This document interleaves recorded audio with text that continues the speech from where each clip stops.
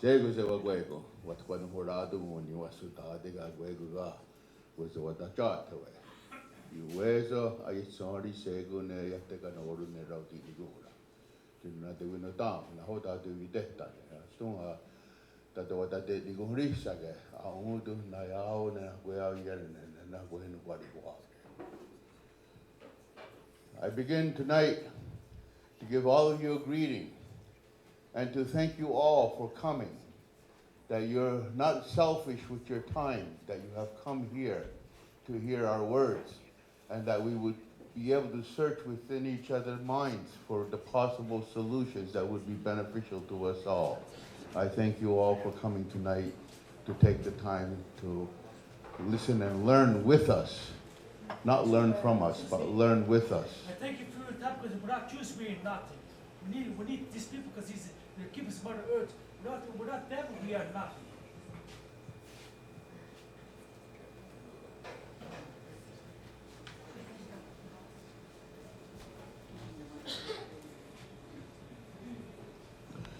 That's right. It's all of us. All of us have a responsibility. We have not only the responsibility to ourselves. Someone in our past has looked out for us. Someone in our past passed on the knowledge to us. They shared their experiences. They shared everything they could with us so we could have this knowledge. They taught us what it was to be a real human being, what it was and what is to be a part of a family known as creation. This family here in creation, we are all relative. We all need one another. We all must depend upon one another, and we must work together. Today, this is not a fight just for the people at Standing Rock. This is a fight of people all over the world. There are multinational corporations who have continued, and it didn't just start today. It has been going on for a long time. It's been going on for 1,000 years or more, where certain corporations have continued to exploit the resources, the people, everything, and they have no loyalty to any people. They have no loyalty to any country. They have no nationality. And they have the gall to call themselves multinational. There's nothing national about them. They are just greedy pigs. They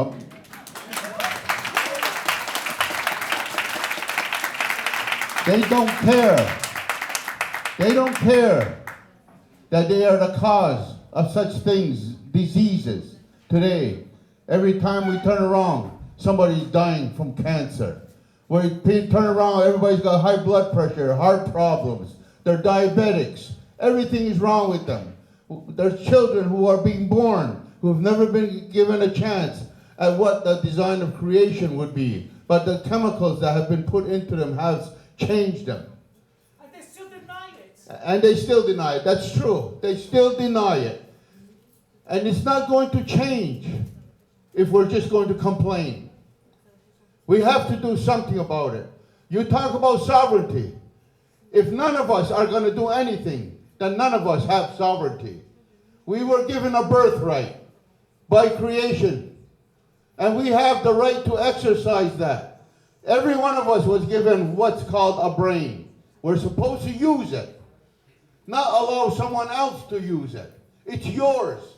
It was given to you individually. It's called a birthright. That you have that right to exercise it. You have the right to make choices. You have the right to make decisions.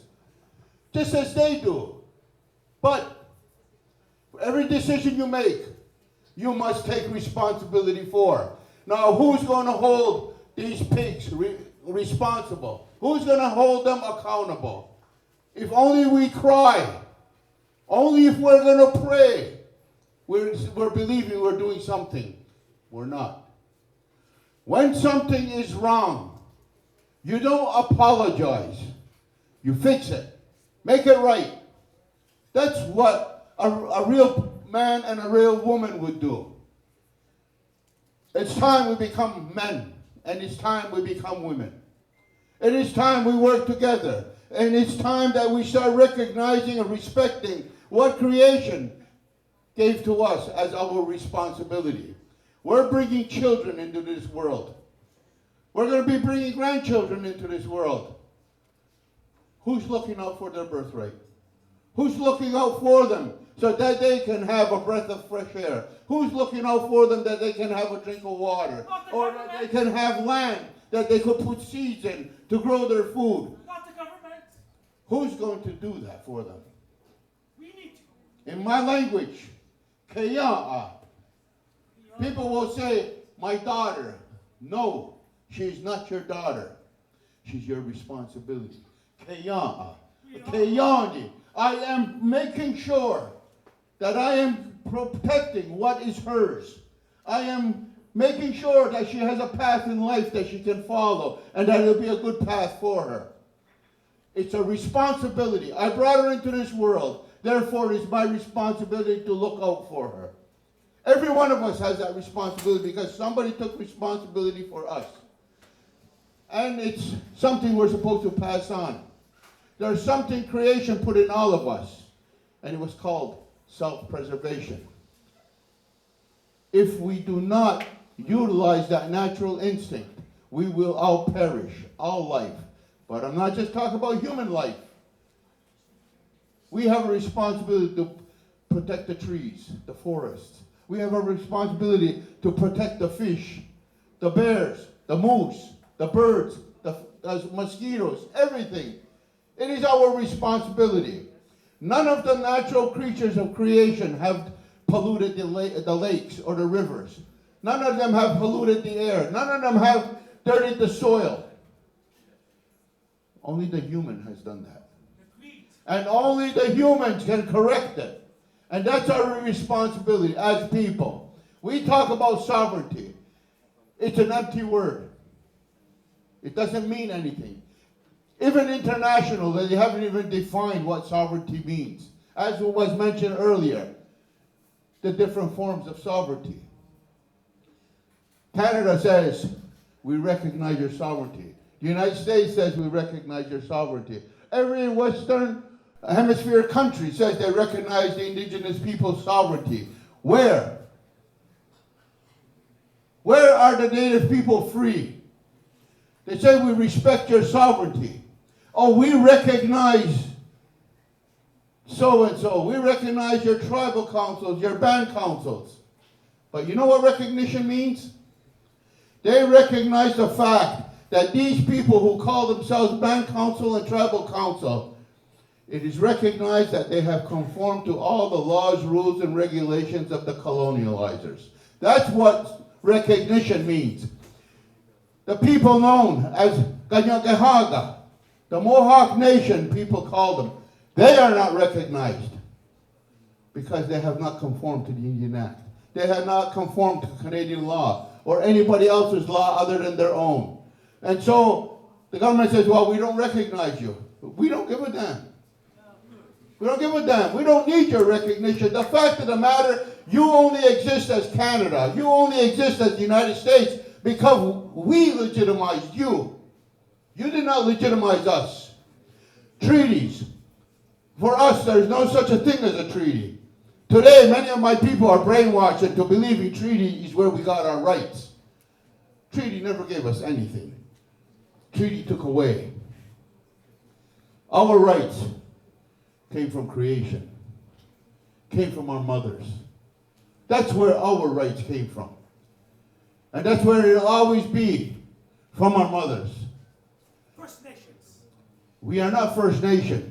There is no such a thing as First Nation. First Nation is another name to take away our identity. A nation is not a people. A nation is a collective of individuals who share a common interest. I'm sorry. It's okay. I understand. So many of my people don't understand that either. The only thing that makes a Canadian and an American is the common interest. You share no common language. You share no common culture, no common religion, no common tradition, no common anything other than an interest. No land. The interest Everyone has. It's this land. And what benefits they can all reap from this land.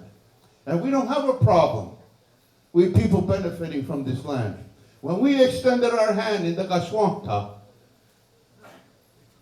we said, we see you're in a bad way. We see you're sick. We'll help you. You can be strong again. You're here. We'll help you. We'll teach you how to plant. We'll teach you how to live off this land. We'll even let our mother take care of you because she's a good woman. That's just the way she is. But remember something. We will teach you. And you can go the depth of the plow so you can raise the food to sustain yourselves. But remember, you only are having use at the depth of the plow.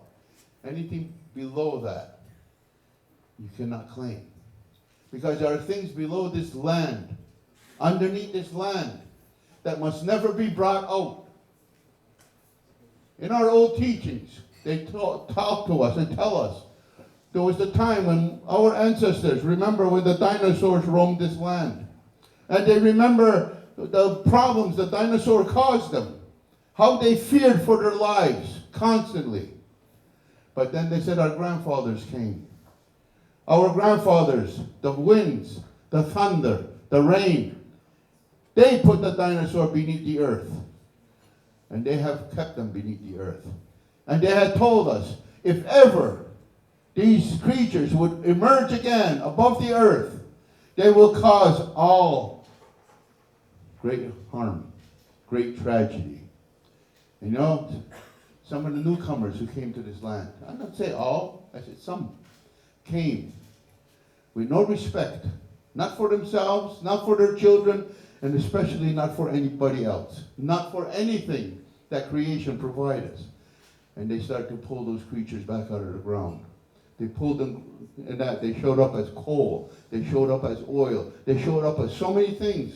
And now all these creatures are above the ground again. And all of us are suffering from it.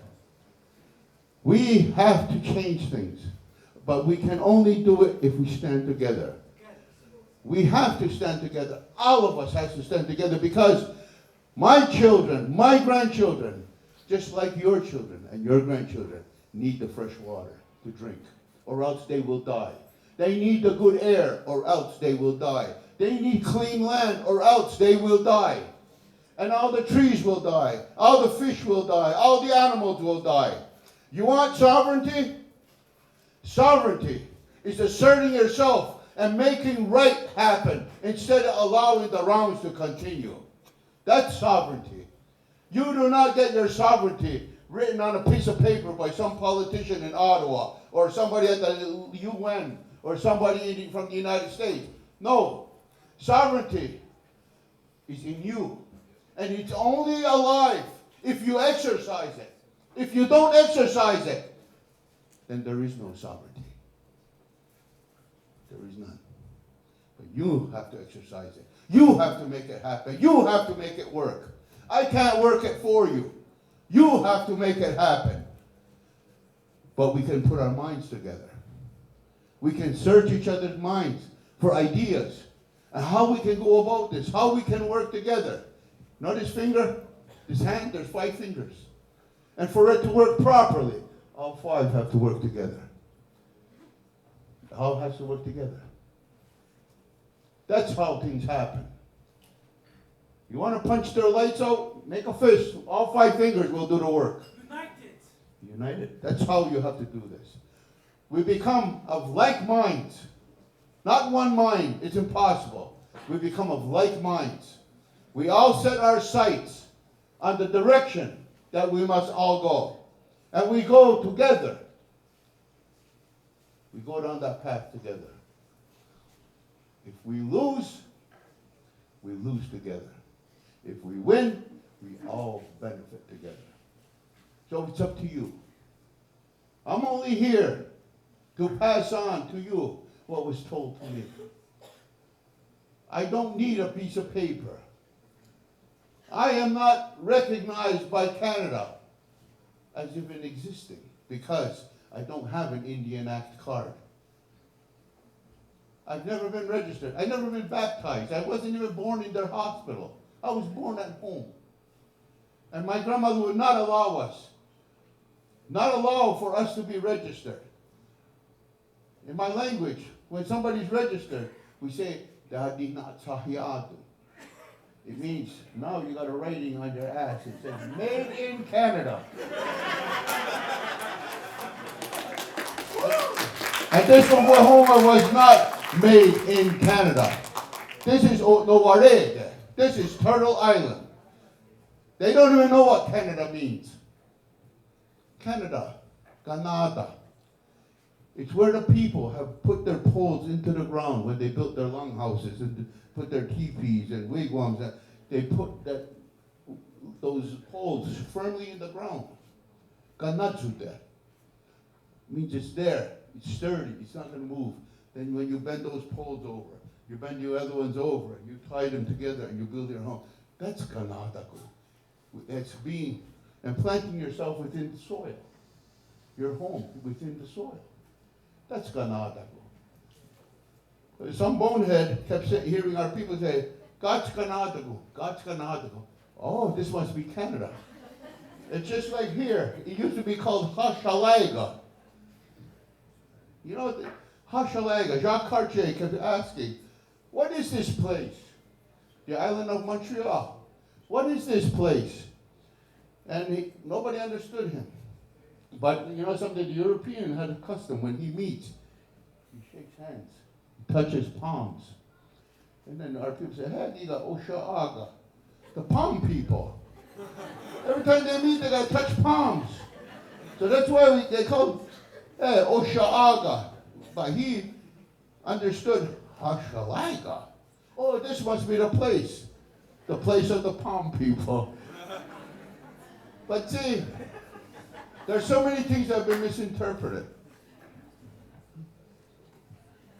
And they promote that as being history. They promote that as being truth. There has been so much propaganda.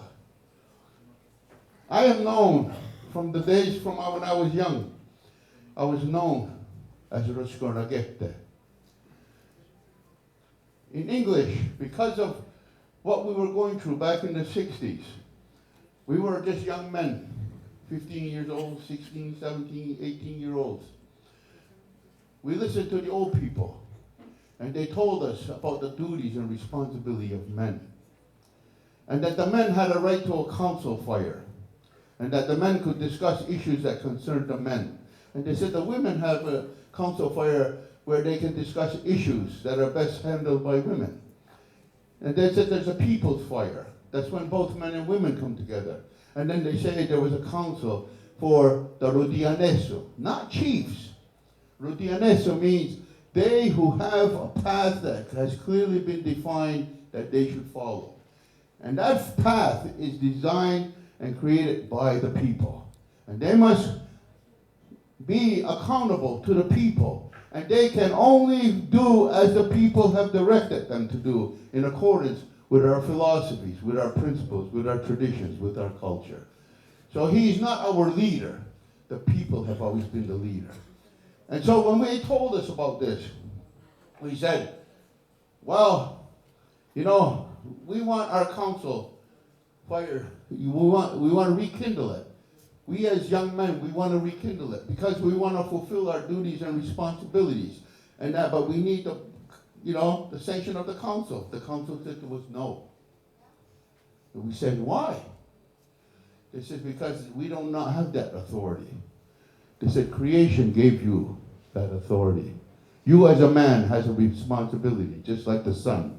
Every day that sun rises to shine, to support our mother, the earth, so that all life could grow, and they could be strong, they could be healthy, warm, and protected. And that with your light you can help to educate the young, teach them. And so we rekindled that fire. But the name Rodiskarakete meant something to us, but it meant nothing to the outside. And we knew that what we were going to start doing was going to be contrary to their wishes. And so one of our elders said, You know, they told so many lies about us that the Indian men, we just like war. We're a war culture. We're savages. We rape women and we kill children and we burn their homes. We do this and that. That they believe their own lies.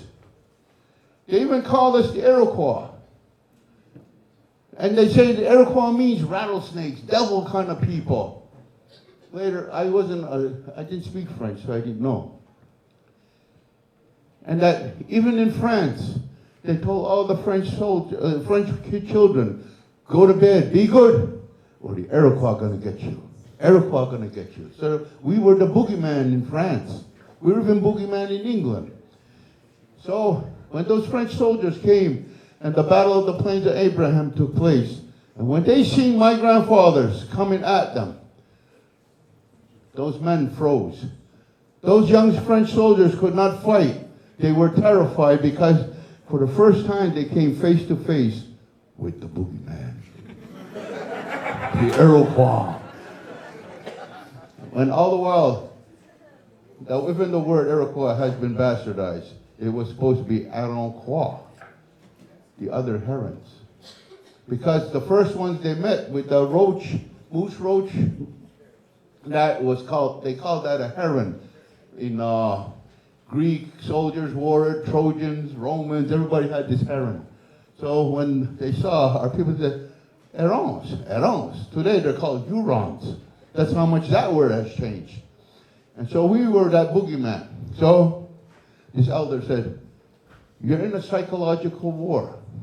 Why don't you put that in your psychological arsenal and call yourselves the Warrior Society? And the word warrior sent fear through the police, through the governments, through the band councils. And there were only 7 of us.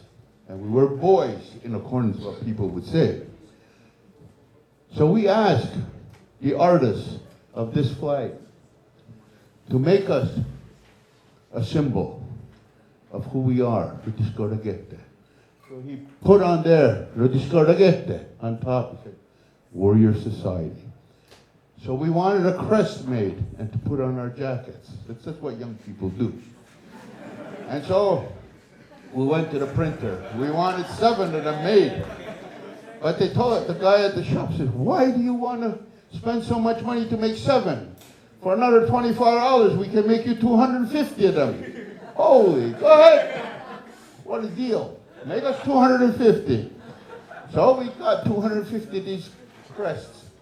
We took it home and 7 of us put it on our jackets and we walked about the community and all the young people said, I want one. I want one. So the 7 of us talked about it. We said, what are we going to do? Let's give it to them. So we gave these patches to everybody. Everybody put one on their back. And when the police and the councils and everybody seen, there were hundreds now of warriors walking all over this community. It was a psychological tactic. And it worked. Create the illusion. And they believe their own lies. Today, they are constantly lying to us. They are constantly blowing smoke up our rear ends. And we're believing it. It's all an illusion. We believe they have the power. And they don't. You, and all your brothers and sisters, you have the power. You do not believe you don't. If your mind will be strong, there's nothing you can't do, because there's no such thing as you can't. You will or you won't. The decision can only be made by you. I can't make that decision for you. But I will encourage you to make the decision. Nyawakoa.